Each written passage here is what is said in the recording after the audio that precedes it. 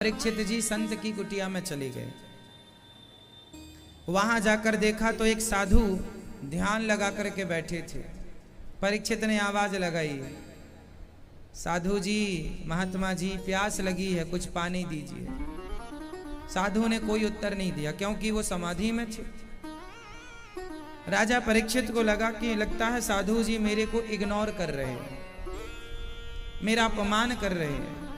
तो राजा परीक्षित ने क्या किया, संत जी के गले में मरा हुआ सांप डाल दिया। उनको लगा इन्होंने मेरा अपमान किया, इग्नोर किया, अब मैं भी इनका अपमान करूंगा।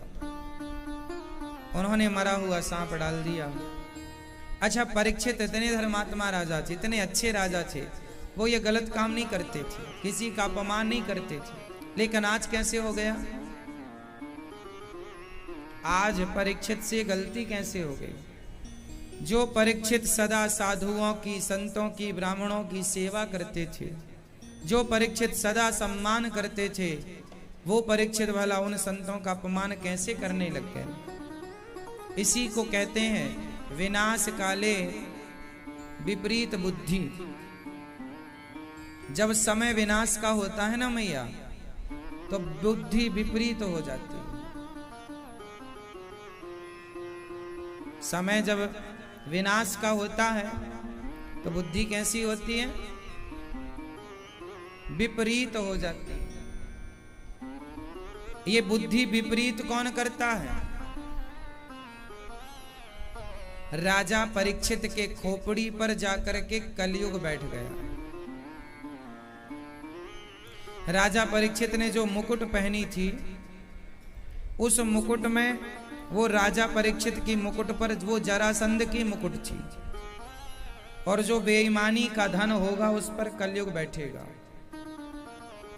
जो बेईमानी का धन होगा उस पर कौन बैठेगा? इसलिए कहता हूं, धन ईमानदारी से कमाया करो। धन किससे कमाना है? ईमानदारी। धनवान बनो, पैसे वाले बनो, नाम कमाओ, इज्जत कमाओ, पर ये याद रखो कि हमें ईमानदारी नहीं छोड़नी। पैसों में इतना हम ना डूब जाएं, इतने लोभी ना बन जाएं कि हम पैसों के लिए बेईमानी शुरू कर दें। राजा परीक्षित ने जो गलत ढंग से सोना आया था, अच्छा हुआ क्या था, वो पूरी कहानी सुनाता हूं। जब भीम भैया ने जरासंध को मारा तो भीम भैया को जरासंध की मुकुट अच्छी लगी। रोका कि नहीं, ये जरासंध की मुकुट है, आप क्या करेंगे भीम भैया? नहीं, हमें तो अच्छी लग रही है। तो भीम भैया लेकर आ गए उस मुकुट को, अपने खजाने में उस मुकुट को रखा, उस पर एक पर्ची चिपका दी कि इस मुकुट को हमारा कोई भी पुत्र, हमारे वंश का कोई भी इस मुकुट को ना पहने। परंतु कुछ दिनों के बाद 2, 4, 10, 20 साल में वो पर्ची गिर गई। एक दिन परीक्षित अपने खजाने में गए। अब राजा परीक्षित बने ना, सत्ता बदल गई। तो परीक्षित को मुकुट अच्छी लगी, उनको लगा हमारी मुकुट है। उन्हें ये पता नहीं था कि ये दूसरे राजा की मुकुट थी। पर्ची वर्ची सब झाड़ा पोंछा में सब गई। वो मुकुट परीक्षित ने पहन ली। और सोना, जो सोने में 2 लोगों का वास होता है, भगवान कृष्ण भी सोने में वास करते हैं और कलयुग भी सोने में वास करता है। समझ रहे हैं? कलयुग कहां वास करता है? 4 जगह है, जुआ, शराब, चरित्रहीनता और मांस, और 5वां गोल्ड। गोल्ड का अर्थ है केवल सोना नहीं, बेईमानी की चांदी में भी कलयुग रहता है, बेईमानी के पैसे में भी कलयुग रहता। बेईमानी का जो धन है उसमें कलयुग का वास। तो जो धन होता है ना मैया, ये क्या है? ये क्या है? धन। ये क्या है? जोर से मैया बोलो, मेरी माँ। ये क्या है? धन। इस धन में भगवान भी बैठते हैं और कलयुग भी बैठता है। अब भगवान किस धन में बैठेंगे और कलयुग किस धन में, वो आप बताओ। आप बताएंगे मैया? किस धन में भगवान बैठते हैं? धन में? किस धन में, वही तो पूछ रहे हैं। जो ईमानदारी से कमाया गया धन होगा, मेहनत से कमाया गया धन होगा, खून पसीने से कमाया गया धन होगा, उसमें तो भगवान कृष्ण का वास होता है। उस धन में किसका वास होता है? भगवान का। और जो धन बेईमानी से कमाया, चोरी हमने कर ली, झूठ बोल के कमाया, उल्टे काम किए, ठगी करी, भ्रष्टाचार किया, वो बेईमानी के धन में कौन बैठेगा? कलयुग। और कलयुग जब बैठेगा तो वो बुद्धि भ्रष्ट करेगा। तो परीक्षित की बुद्धि किसने भ्रष्ट कर दी? कलयुग ने। इसलिए कहता हूं कि ईमानदारी का कमाया करो, ईमानदारी की रोटियां खाया करो, बेईमानी से बचा करो। बेईमानी का धन कितना भी कोई दे, नहीं लेना चाहिए। भैया हमें तो हमारी ईमानदारी का दे दे बस। क्यों? बेईमानी नहीं,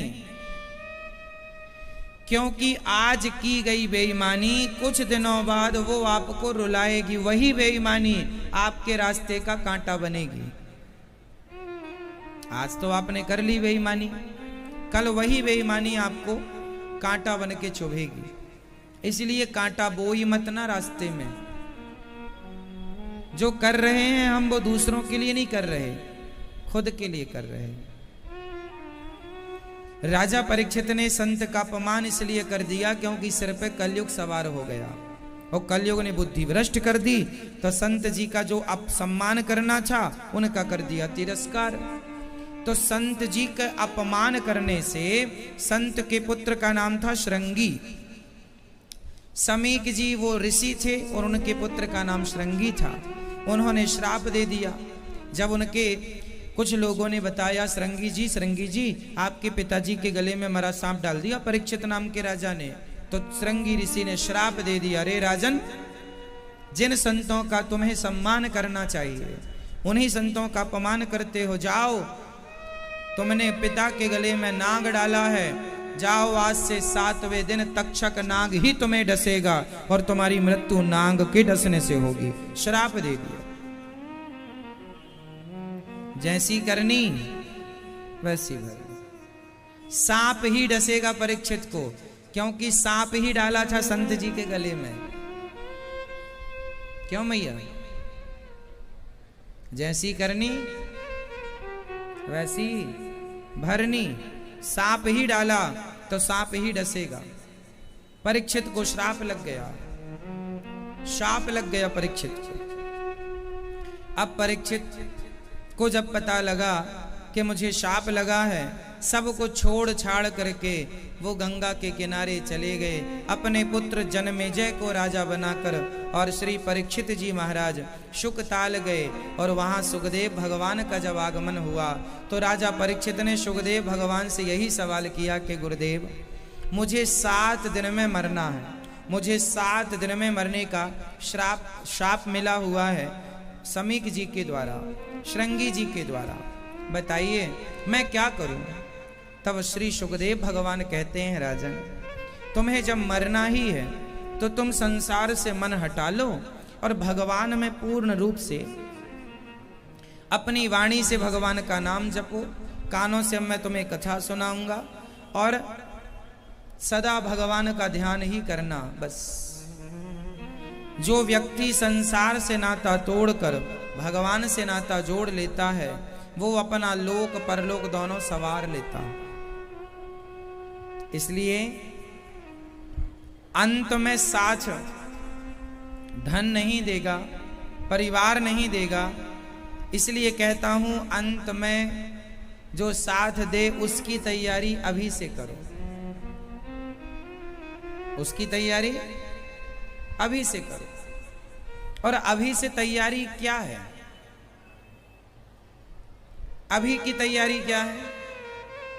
सुखदेव भगवान कहते हैं, अच्छा आप लोगों से कोई कहे, माना कि आपको पता चल जाए कि आपको आज से ठीक 7वें दिन मरना है। आपके पास माना कि फॉर एग्जाम्पल, माना कि आपके पास केवल 7 दिन का जीवन बचा हो, तो आप उन 7 दिनों में क्या करना पसंद करेंगे? मुझे बता दो मैया। सुन लो मेरी माँ, ये मैया खड़ी होके वहां कहां देख रही हैं? बैठ जाओ मेरी माँ। जाना है आपको? जाना है तो जाओ, वरना शांति से बैठो। कुर्सी में बैठना है, जमीन में नहीं बैठा जा रहा है, कोई बात नहीं। जो लोग जमीन में बैठ सकते हैं वो जमीन में बैठ जाएं। ये मैया को जरा सपोर्ट कर लो, कोई इंसानियत के नाते। जाओ अंदर आ जाओ। जो जमीन में नहीं बैठ पाते ना वो कुर्सी में बैठे, और जो जमीन में बैठ लेते हैं वो लोग जमीन में बैठ लें। बूढ़े बुजुर्गों के लिए ही कुर्सियां हैं। मैया आ जाओ आगे, यहाँ बैठ जाना। कोई यदि आपकी हेल्प कर दे तो आप ही निवेदन कर लेना, कोई उतर जाए तो।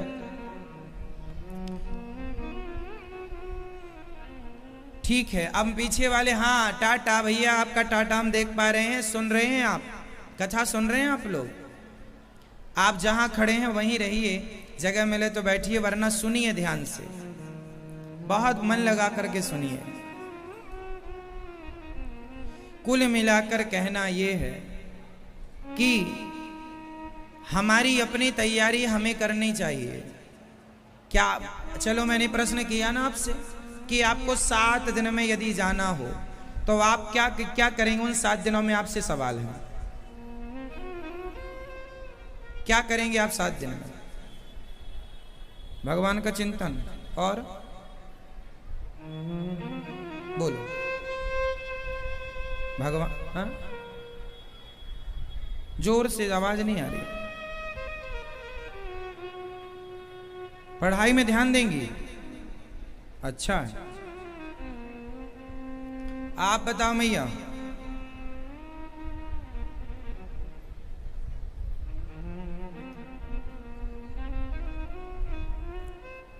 सब लोग ये प्रश्न अपने आप से पूछ लो कि अच्छा जीवन का भरोसा तो है नहीं, इसलिए आप अपनी तैयारी ये ना सोचो कि अभी तो बहुत जीना है। नहीं जी, भगवान की तरफ से पता नहीं कि कब जाना पड़े हमें। अगली श्वास भी ले पाएंगे कि नहीं इसकी गारंटी नहीं है। इसलिए आपको आज मैं एक यूनिक बात बताने जा रहा हूं। मरना हो जिसे उसे क्या करना चाहिए? सबसे पहला काम आप लोगों को क्या करना है?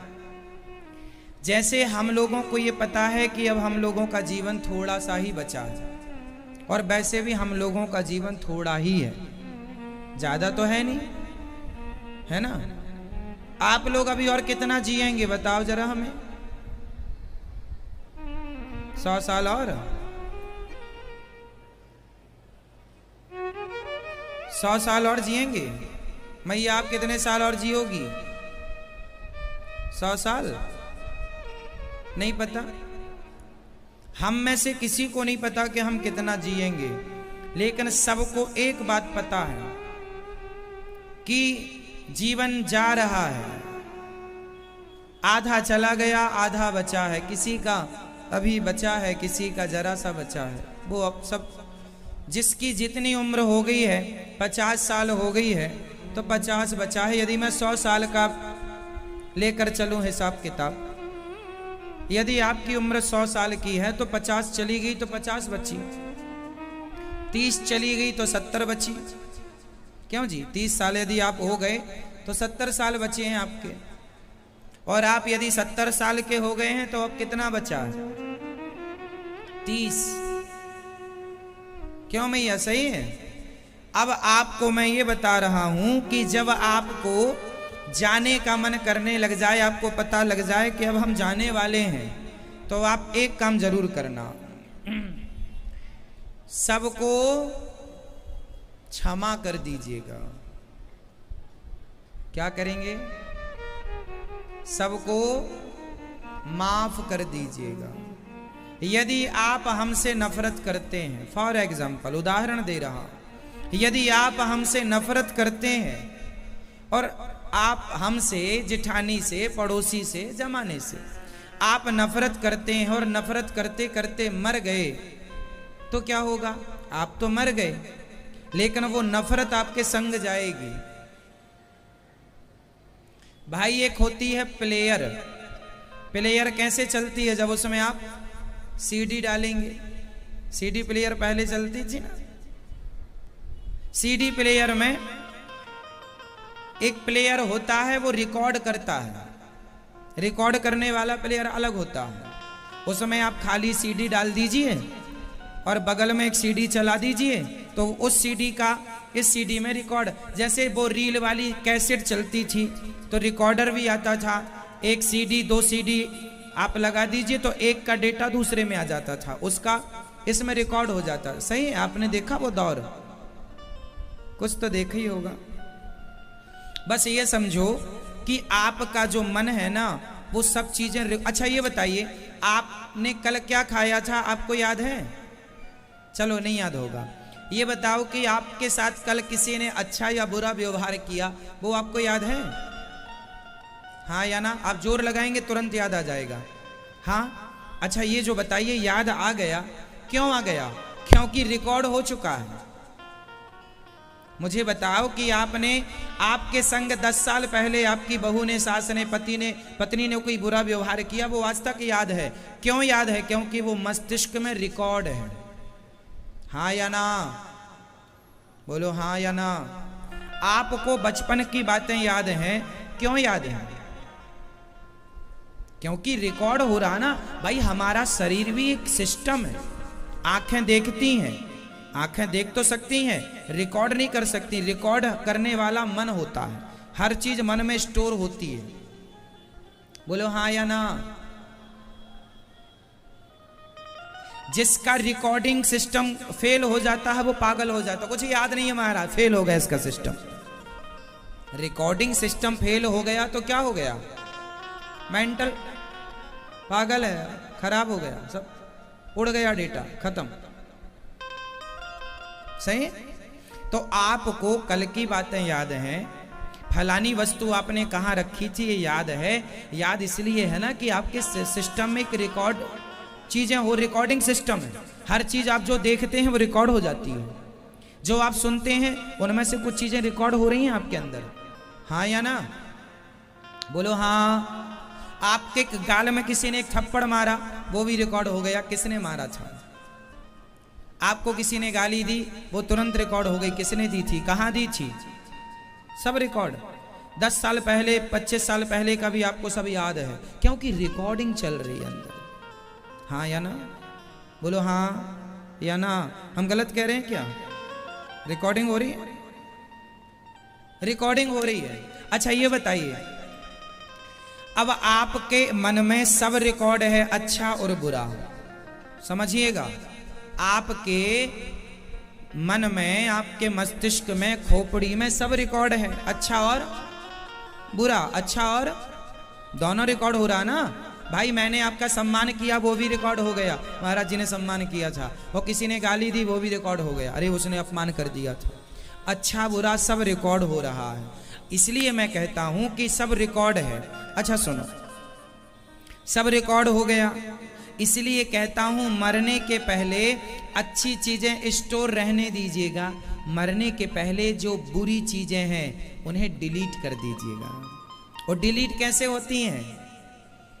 आप सबको माफ कर दीजिए। आपने मेरा अपमान किया, मेरे अंदर आपके प्रति नफरत, घृणा, ईर्ष्या कुछ भी थी, अरे अनिरुद्ध अब तो तुम्हारा समय हो रहा है, सबको माफ कर दो। कोई ईर्ष्या नहीं, कोई नफरत नहीं।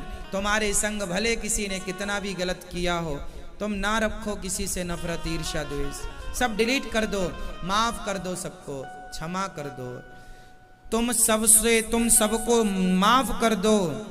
और दूसरा काम क्या करना है? तुम सबसे सॉरी कह दो। भैया अब हमारा जाने का समय हो रहा है, गलतियां हुई हो तो माफ करिएगा, अपराध बना हो माफ करिएगा। सॉरी, क्षमा कर दो और क्षमा मांग लो।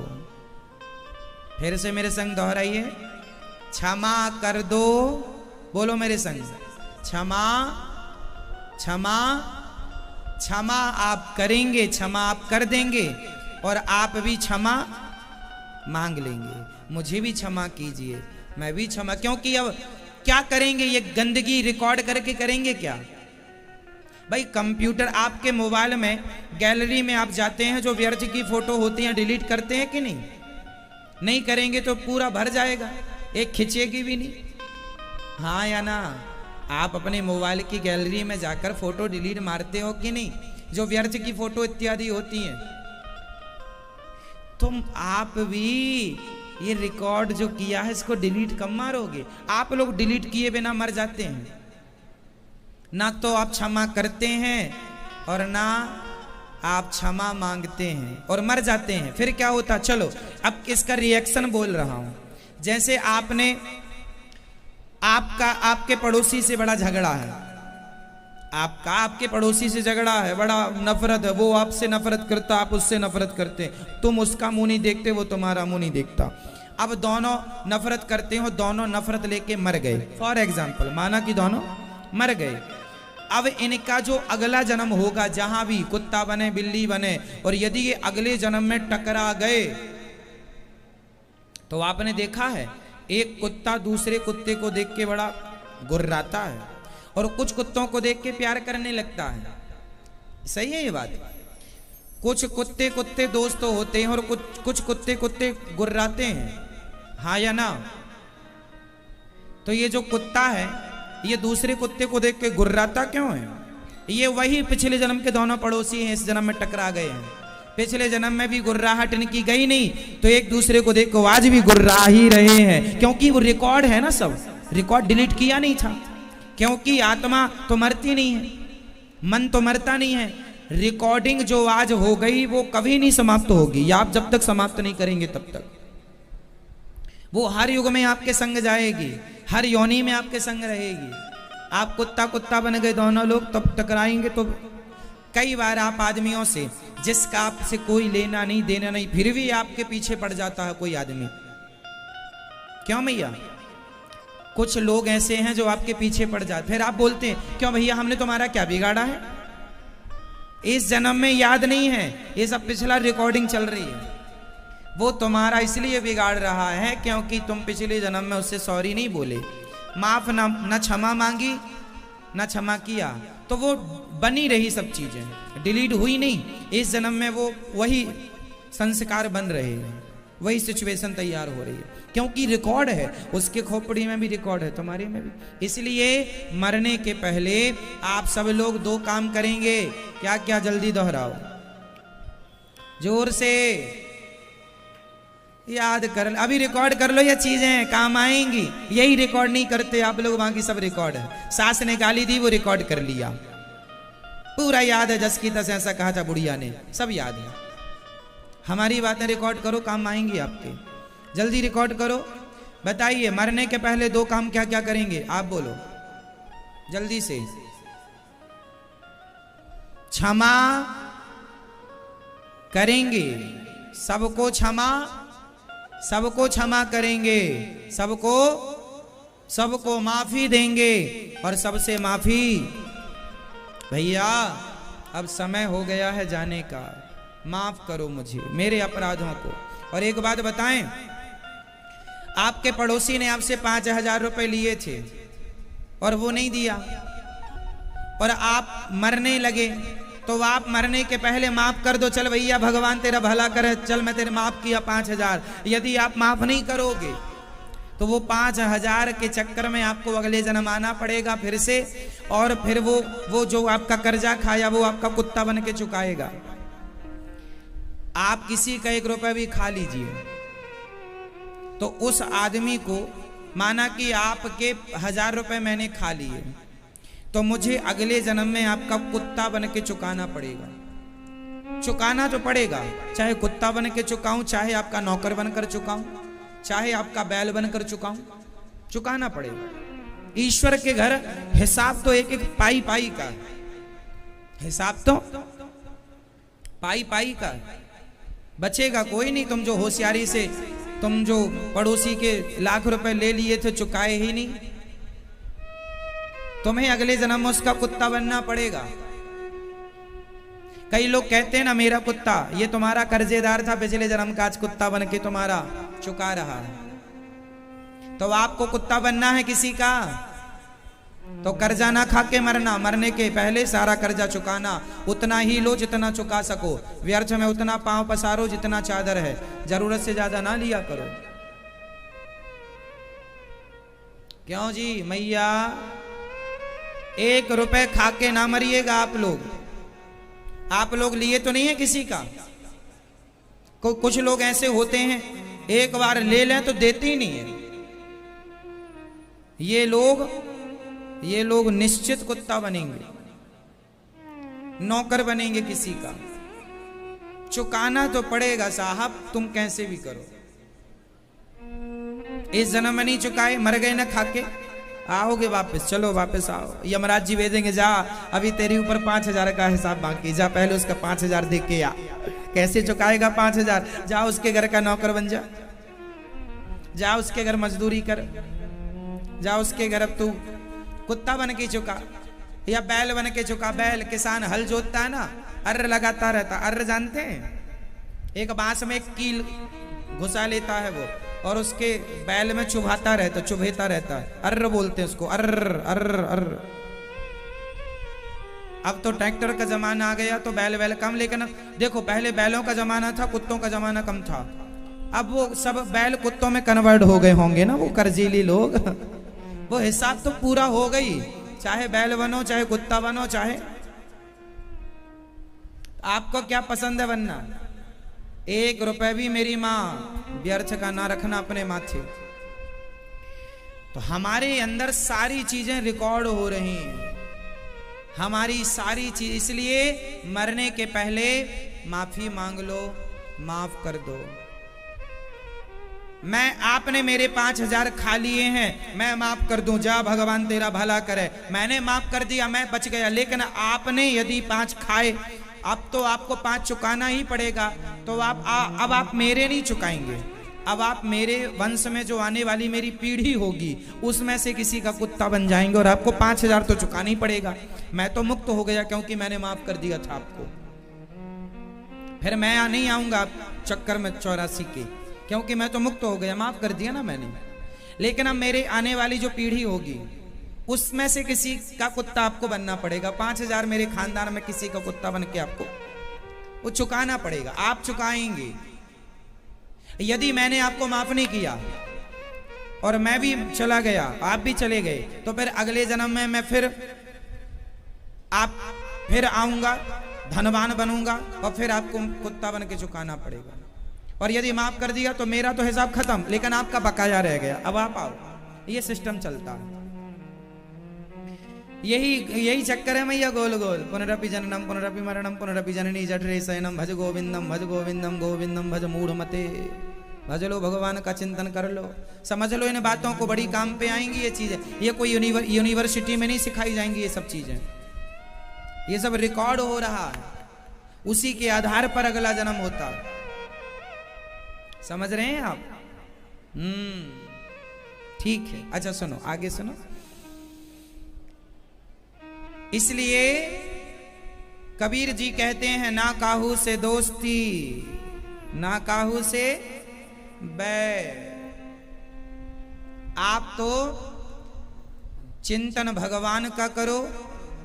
कोई हमारा कुछ भी कहे, बिगाड़े, करने चल भैया जो तेरा मन है कर, मैं नहीं करूंगा। मैं राग ईर्ष्या द्वेष राग के चक्कर में नहीं पड़ता, मैं झंझट में नहीं पड़ता।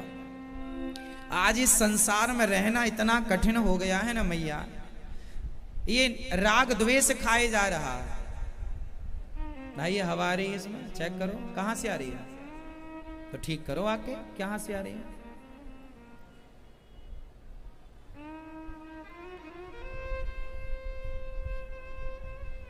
तो राग द्वेष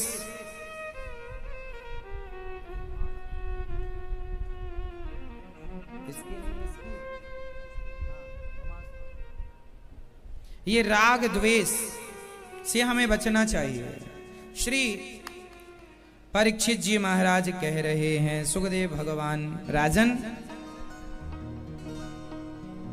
अधिक से अधिक भगवान का चिंतन करना है। अधिक से अधिक हमें भगवान का चिंतन करना चाहिए। चिंतन भगवान का करो, झगड़े में उलझे मत पड़ो, बहुत विडंबना होती है। इसलिए हम कहा करते हैं, हमें कोई गाली दे रहा दे दे, चल भैया तेरा मन है तू दे दे, तेरा मन है अपमान करने का चल तू कर ले, हम क्यों करें? आपने हमारा अपमान किया तो आपकी एंट्री खड़ी हो गई, हमने भी आपका कर दिया तो हमारी भी एंट्री खड़ी हो गई। इसलिए हम अपनी एंट्री खड़ी क्यों करें? क्यों जी? आप देते रहो गालियां, आप करते रहो जो मन में आए, हम ना करें, हम गलत ना करें, बस हम दूसरों का ठेका ना ले मैया, हम अपना ठेका लें कि हम कैसे हैं। राजा परीक्षित को सुखदेव भगवान कहते हैं, राजन वरीयाने सते प्रश्न कृतो लोकहितं नृप आत्मवित् सम्मतः पुंसां श्रोतव्यादिषु यः परः।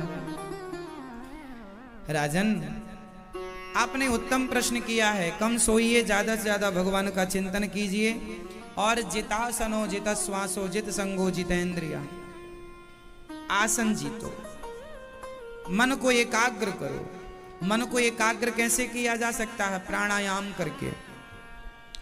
आप लोग 5 मिनट के लिए पालथी मारकर आंख बंद करके बैठते हैं घर में कहीं एकांत में,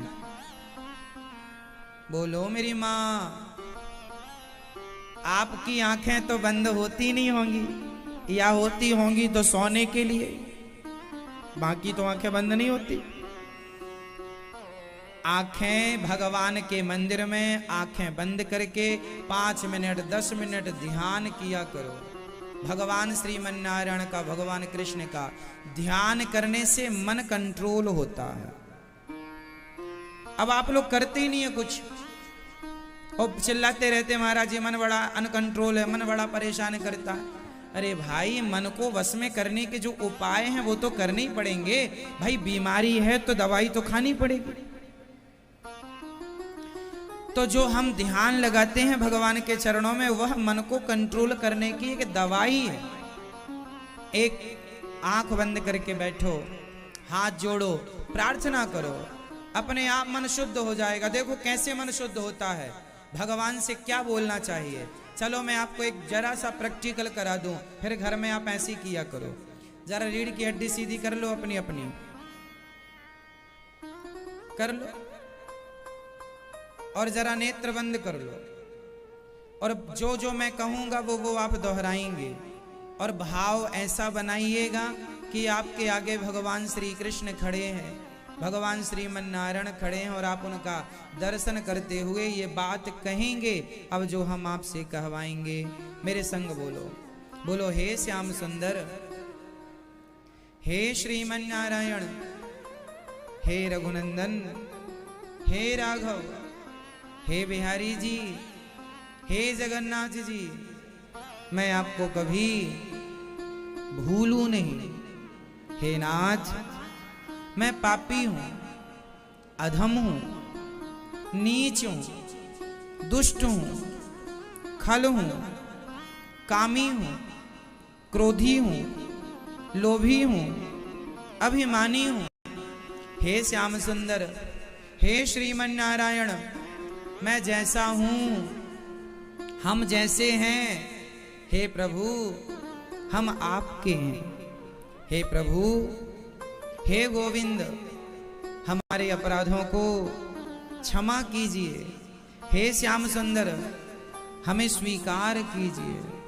हे श्रीमन्नारायण, मेरे अपराधों को क्षमा कीजिए, हमें भक्ति का दान दीजिए।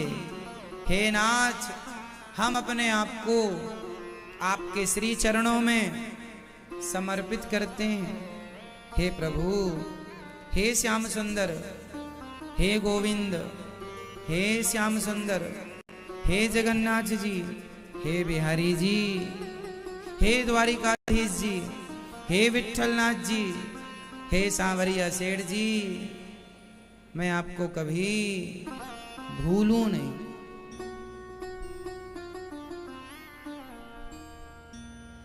बार बार अपने भाव से आप भगवान से यही आंखें बंद करें और बस अपने मन को भगवान से जोड़ दें थोड़ी देर के लिए। भाव बनाइए कि आपके आगे भगवान श्रीमन नारायण प्रकट हो गए हैं, खड़े हैं। भगवान सुंदर सा शंख चक्र पद्म लिए खड़े हैं, उनके सुंदर से घुंघराले से बालों का आप दर्शन कर रहे हैं। भाव बनाइए कि आप भगवान का सुंदर सा, उनकी सुंदर सी आंखों का दर्शन कर रहे हैं। भाव बनाइए कि आप उनके सुंदर गले में पड़ी हुई सुंदर मालाओं का, सुंदर चरण का दर्शन, श्याम सुंदर और श्री राधा रानी का पावन दर्शन कर रहे हैं। भाव बनाइए आपके मन मंदिर में भगवान प्रकट हो जाएं और उन्हीं को देखा करो। एक बाहर का संसार होता है भक्तों, और एक भीतर का संसार होता है। मैं कहूंगा आपसे कि आप बाहर के संसार में कम रहा करो, भीतर के संसार में ज्यादा रहा करो। यही है अंतर्मुखी हो जाना।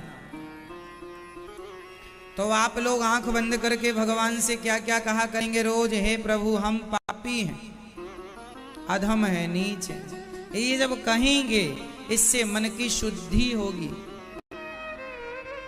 आप कहते ही नहीं, आपको आंखें मूंदने का समय नहीं है, इसलिए मन आपका जरूरत से ज्यादा परेशान करता है आपको। अच्छा ये बताइए, आप में से कितने लोग पापी हैं? आप पापी हैं कि नहीं? मैया आप पापी हो? हाथ उठाओ हो तो। आप पापी हैं कि नहीं? आप छोटे पापी हैं कि बड़े पापी हैं? हा? आप बताओ भैया, छोटे पापी हो बड़े पापी हो? आप जी नहीं बताओ, फिर भी आपके हिसाब से आपका जीवन है। ये तो हिसाब देखो, यहां तो हम हिसाब मांग रहे हैं, अभी तो यमराज मांगेंगे फाइनल। इसलिए अभी सब हिसाब किताब देना शुरू करो अपना अपना। हम तो इसलिए मांग रहे हैं क्योंकि हमारा तो ऐसा है कि हम तो कुछ करने वाले नहीं, आपके संग यमराज जी करेंगे फिर पूरा हिसाब फाइनल। तो यहां से अभ्यास शुरू कर लेते हैं। बताओ आप लोग छोटे पापी हो कि बड़े? मैया आप बताओ, बड़े पापी हो? आप बताओ मैया, पापी छोटे हो बड़े हो? आप पापी हो? हाँ या नाम उत्तर दो। कामी हो, क्रोधी हो, लोभी हो, अभिमानी हो? अच्छी बात यह है आप लोगों की कि आप अब स्वीकार कर रहे हैं। कुछ लोग ऐसे होते हैं, पापी होते हैं, पर वो अपने आप को बड़ा पुण्यात्मा बताते हैं। जी हम बड़े पुण्यात्मा। एक बात बताऊं, इस धरती पे कोई पुण्यात्मा नहीं। इस धरती पर कोई पुण्यात्मा नहीं है। इस धरती पर ऐसा कोई पाप नहीं है। इस धरती पर ऐसा कोई पाप नहीं है जिस पाप को हमने हजार हजार बार ना किया हो। इस धरती में ऐसा कोई नहीं है जिससे पाप ना होते हों। है कोई तो नाम बता दो जिससे कोई पाप ना होते हों। इस धरती में ऐसा कोई नहीं है जिससे पाप ना होते हों। सबसे पाप होते हैं। बस बात इतनी है, कोई अपने गुनाहों को स्वीकार कर लेता है, कोई अपने गुनाहों को स्वीकार नहीं करता। इसलिए भगवान से कहा करो, हे विधाता, आप इतने दयालु हैं कि मुझ जैसे पापी को भी आपने मनुष्य का शरीर दे करके भेज दिया है। अब ये शरीर पाकर मैं कुछ अच्छा कर लूं तो बड़ी कृपा हो जाएगी। ईश्वर कितने दयालु हैं कि मुझ जैसे अधम नीच पापी पर भी कृपा करके मुझे उन्होंने मनुष्य का शरीर दिया है। गधा बना दिया होता, कुत्ता बिल्ली बनाया होता तो आप क्या कर लेते? किससे शिकायत करते? बड़े भाग्य मानुष तन पावा, सुर दुर्लभ सदग्रंथ निगावा। बड़े भाग्य से मेरी माँ ये मानव का चोला मिला है। इस शरीर को पाकर क्यों ना उस परमात्मा की प्राप्ति की जाए। क्या रखा है ईर्ष्या द्वेष नफरत घृणा में। आओ ना प्यार मोहब्बत से जिंदगी जीते हैं, प्यार देते हैं, प्यार लेते हैं, मीठा बोलते हैं, मीठा सुनते हैं। क्या रखा है लड़ने में झगड़ने में। हम आपसे ईर्ष्या करके क्या प्राप्त कर लेंगे। हम आपसे नफरत करेंगे तो क्या मिल जाएगा हमें। और आप लोग जिनसे ईर्ष्या करते हैं नफरत करते हैं तो करके आपका फायदा क्या है ये बताओ मुझे। क्या फायदा है भैया, है कोई फायदा। इसलिए ना करिए ईर्ष्या, ना करिए द्वेष, ना करिए किसी से व्यर्थ का झगड़ा, ना बोलिए अपशब्द। और भगवान से यही कहिए, हे प्रभु मैं आपको कभी भूलूं नहीं। यहाँ भगवान को पाने आए हैं सरकार, यहाँ ये दुनियादारी के चक्कर में पड़ने नहीं आए। अच्छा ये बताओ आप लोग वृंदावन क्यों आए हैं। बोलो बोलो मेरी माँ, आप लोग वृंदावन क्यों आए हैं। आप बोलो, आप बताइए आप लोग वृंदावन क्यों आए हैं। जोर से। आप लोग वृंदावन आए हैं बिहारी जी का दर्शन करने। आप वृंदावन आए हैं कथा सुनने। आप वृंदावन आए हैं भगवान का पावन दर्शन दरस परस करने आए हैं। बिहारी जी से, राधा रमण जी से, राधा वल्लभ जी से, संतों से, भक्तों से मिलने आए हैं, दर्शन करने आए हैं। क्यों, यही तो उद्देश्य है ना आप लोगों का।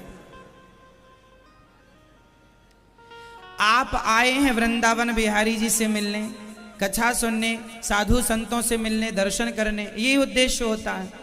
लेकिन अब कोई वृंदावन आए और यहां आके किसी से झगड़ा कर ले, और झगड़ा इतना कर ले मार दे 2-4 झप्पड़, तो उसको भी गुस्सा आए, वो भी तुम्हें जूते 4-6 जमाए।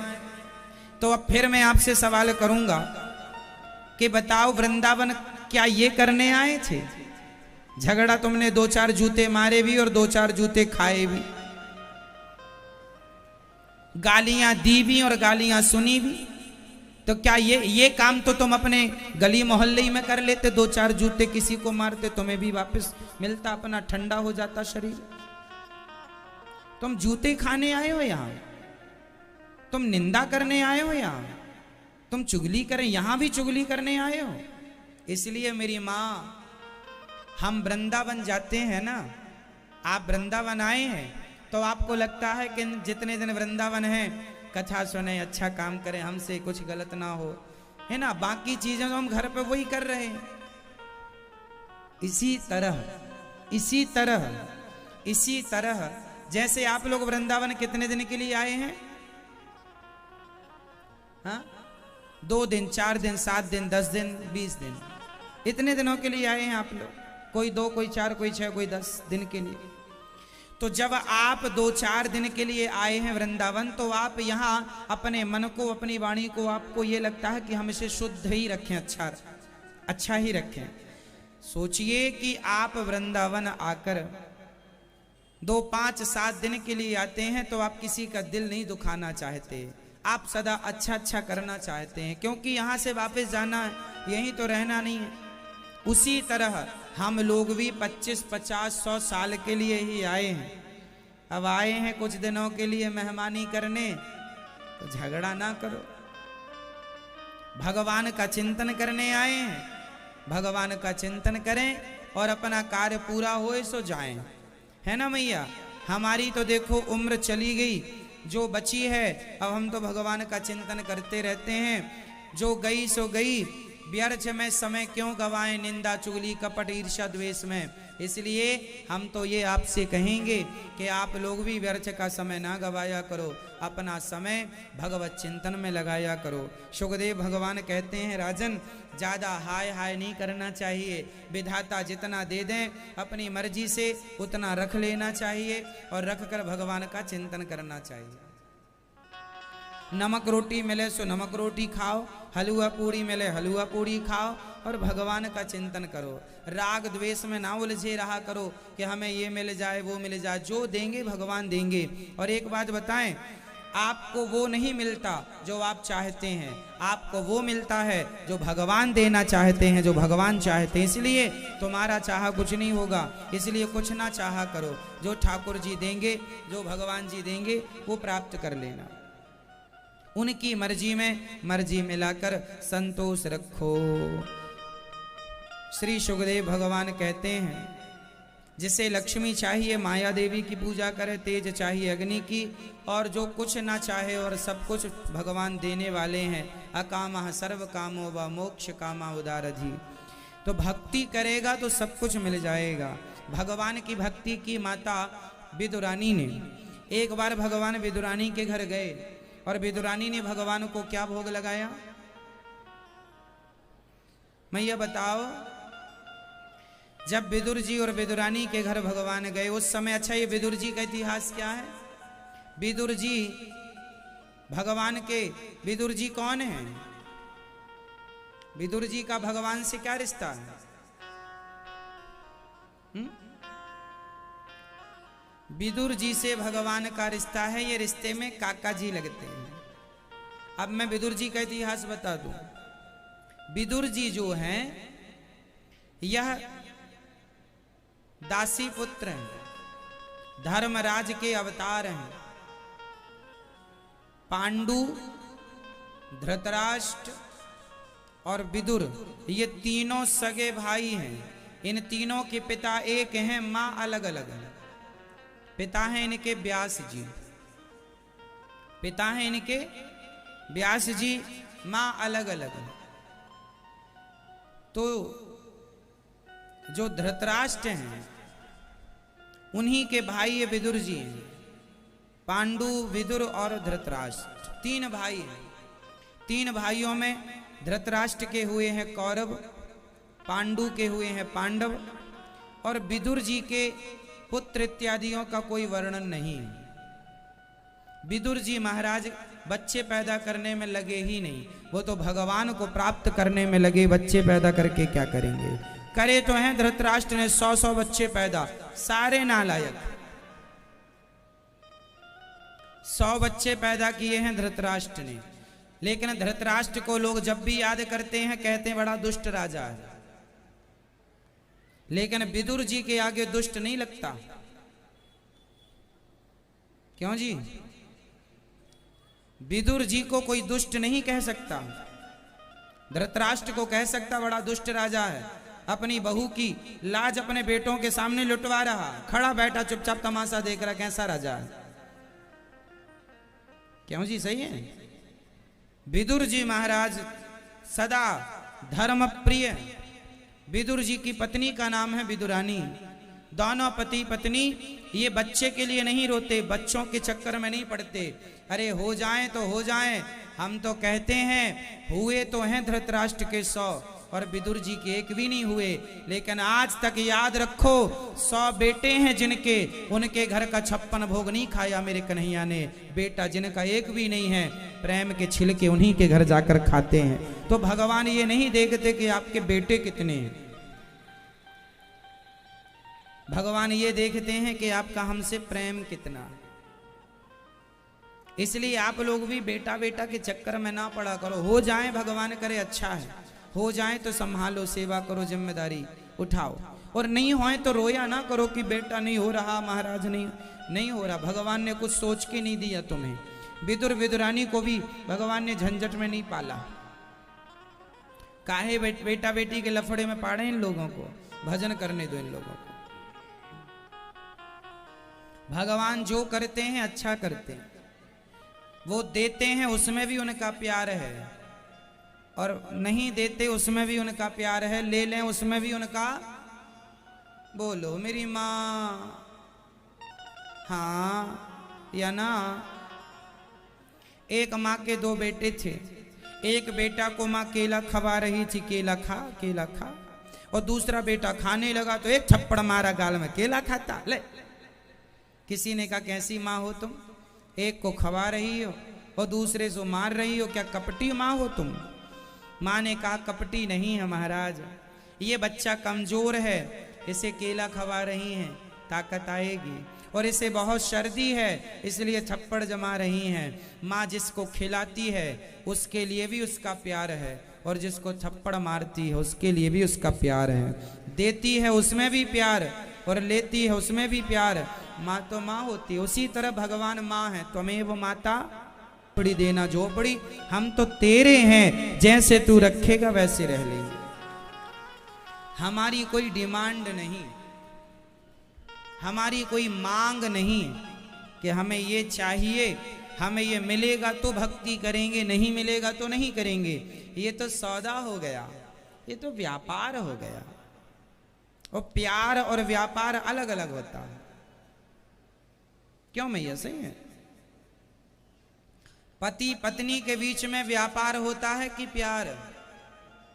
जोर से, जोर से। क्या होता है मैया आप बताओ? आपके पति और आप में बीच में, पति और पत्नी के बीच में व्यापार था कि प्यार था? दादाजी प्यार करते थे आपको? कहाँ है दादाजी? गए? उनने तो अब दूसरी शादी वादी भी कर ली होगी।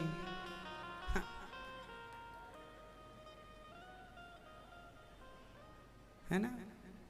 तो आपसे प्यार करते थे? कहने का अर्थ ये है कि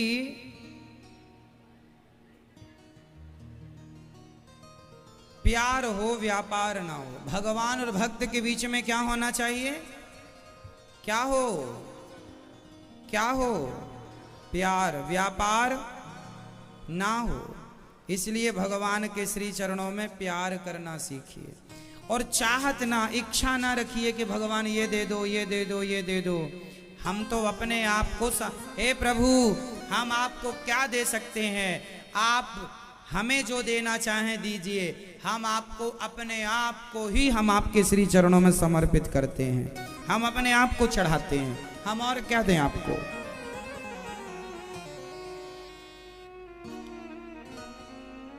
इसलिए समर्पण बहुत अच्छी चीज होती है। सुखदेव भगवान राजा परीक्षित से कहते हैं, राजन जो भक्त भगवान से कोई चाहत नहीं रखता, ज्यादा हाय हाय नहीं, जो मिल जाए बहुत है, बेटा बेटी के चक्कर में पड़ना नहीं है। अच्छा बेटे हो भी जाएं तो बेटों से दूरियां बना के रखो, ज्यादा उलझन नहीं, मेरा बेटा मेरा पोता नहीं, ज्यादा नहीं। प्यार करना अच्छा है। कीचड़ में कमल खिलता है, लेकिन कमल में कीचड़ नहीं आता। संसार में ऐसे ही रहना है जैसे कीचड़ में कमल। संसार है कीचड़ और आपको रहना है कमल बनकर, उलझना नहीं है उस। अच्छा ये बताओ, पानी में नाव रहे तो अच्छा है या नाव में पानी रहे तो अच्छा है? नाव में पानी होना अच्छा है या पानी में नाव होना अच्छा है? आप बताओ। पानी में नाव का होना अच्छा है, नाव में पानी का होना अच्छा? यदि पानी में नाव है तो वो नाव पार लगती रहेगी, लगाती रहेगी, और कहीं नाव में पानी भर गया तो डूब जाएगी, औरों को डुबा देगी। संसार है एक सागर, संसार है एक, और संसार के सागर में हमारा शरीर है एक नौका। आपका शरीर क्या है? नौका। आपका शरीर एक नाव है मैया, और ये संसार है एक गहरा सागर। इस संसार सागर को पार करने के लिए ये शरीर रूपी नौका ईश्वर ने दी है। इसलिए संसार में आप रहो ये तो अच्छा है, आपके अंदर संसार ना रहने लग जाए। यदि आ गया आपके अंदर संसार तो डूब जाओगे। पत्नी पति बेटा बेटी के बीच में रहेंगे तो अच्छा है, पर बेटा बेटी में इतना अटैच हो गए आपकी, वो भीतर बैठ गए तो अब आप डूब जाएंगे। समझ रहे हैं हमारी बात? क्या समझ में आई बात? परिवार में वैसे ही रहो जैसे नदी में नाव रहती है। परिवार में रहना है, नाव तो पानी में ही रहती है, पर पानी को अपने अंदर आने नहीं देती। यदि पानी अंदर आ गया तो नाव। उसी तरह संसार में रहो, पर संसार को अपने भीतर ना आने दो। संसार को अपने भीतर, बेटा बेटी पोता पोती के संग रहो, पर इन्हें अपने भीतर ना आने दो। यदि ये भीतर आ गए तो नाव डूब जाएगी। बात समझ में आ गई? इसलिए संसार से अटैचमेंट ज्यादा ना हो। भगवान ही हमारे हैं, यहां मस्तिष्क में ये रिकॉर्ड कर लो। कृष्ण ही हमारे हैं, कोई नहीं है। श्री विदुरानी ने भगवान को छिलका दिया। जब भगवान दुर्योधन के यहाँ शांति का प्रस्ताव लेकर आए कि महाभारत ना लड़ो, धृतराष्ट्र से कहा कि शांति की बात कर लें और महाभारत ना करना पड़े। दुर्योधन बोला मैं महाभारत करूंगा, आपकी बात नहीं मानूंगा। किसकी बात ठुकरा रहा है दुर्योधन? जैसे भगवान कृष्ण की बात ठुकरा के दुर्योधन ने अपना विनाश कर लिया, उसी प्रकार ये दास अनिरुद्ध की बातें यदि आप ठुकरा देंगे तो वही परिणाम होगा। क्योंकि मैं जो कह रहा हूं वो वही कह रहा हूं जो शास्त्र कह रहे हैं। ये मेरी बात नहीं है, गीता कहती है सर्वधर्मान परित्यज्य माम एकम शरणम व्रज अहम त्वा सर्व पापेभ्यो मोक्षयिष्यामि मा शुचा। केवल मेरी शरण में रह, मेरी शरण में आ, ये भगवान कहते हैं। संसार के चक्कर में ना उलझो। इसका अर्थ क्या ये है कि हम संसार की जिम्मेदारियां पूरी ना करें? ना, संसार की जिम्मेदारी पूरी करो। अर्जुन ने युद्ध लड़ा, आपको भी अपने जीवन का हर काम करना है, कोई काम छोड़ना नहीं है, हर जिम्मेदारी पूरी करना है। अर्जुन ने युद्ध लड़ा, बाद में अर्जुन से पूछा गया क्या युद्ध आपने लड़ा, क्या आपने युद्ध जीता? तो अर्जुन ने जवाब दिया ना मैंने लड़ा ना मैंने जीता। लड़ने लड़ाने वाले भी भगवान थे और जीतने हारने वाले भी भगवान थे, मेरा कुछ था ही नहीं।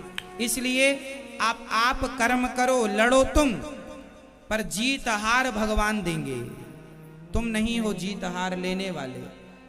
तो अपने आप को कर्म में तो लगाना है, पर कर्म के फल से दूर रखना। अब कोई कहे कि महाराज जी हम तो कर्म ही फल के लिए करते हैं, तो ये अज्ञान है ना, यही तो अज्ञान है। आप फलों के पीछे भाग रहे हैं, पैसों के पीछे भाग रहे हैं, परिवार के पीछे भाग रहे हैं, तो भागते रहिए। इस भाग दौड़ में भी तुम्हें मिलना क्या है ये तो बताओ। आज जो लोग बेटा बेटी पोता पोती के पीछे भाग रहे हैं, मेरा बेटा मेरा पोता मेरा नाती मेरा ये, इनको मिलना क्या है अंत में ये बताओ। जो भाग रहे हैं उनका क्या होगा, क्या पालेंगे वो, कौन से धन्ना सेठ हो जाएंगे, क्या फायदा है उनका? जब मरेंगे तुम समझदारी से मरना, वो बेवकूफी से मरेंगे।